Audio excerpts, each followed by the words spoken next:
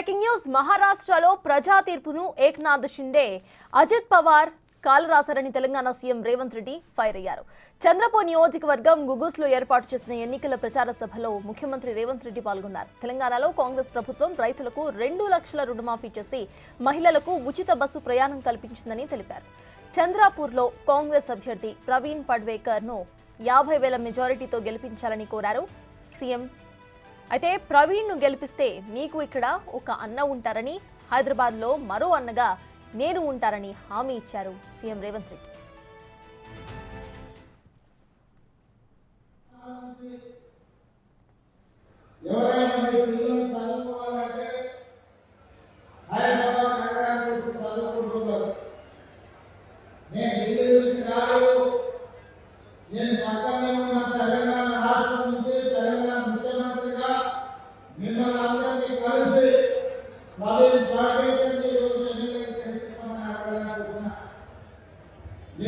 మహారాష్ట్రలో ప్రధానమంత్రి గారు ఏకనాథ్ షిండే గారు ఫడ్నవీస్ గారు తెలంగాణలో ఆ కార్యక్రమంలో అబద్ధాలు చెప్తున్నారు. అదే ఈరోజు నిజాలు చెప్పడానికి తెలంగాణ రాష్ట్రంలో రైతులకు, మహిళలకు, విద్యార్థులకు, పేదవాళ్లకు ఏ రకంగా కాంగ్రెస్ ప్రభుత్వం సహాయం అందిస్తుందో ఈ రోజు నేను అందరితో చెప్పడానికి ఇక్కడికి నేను రావడం జరిగింది.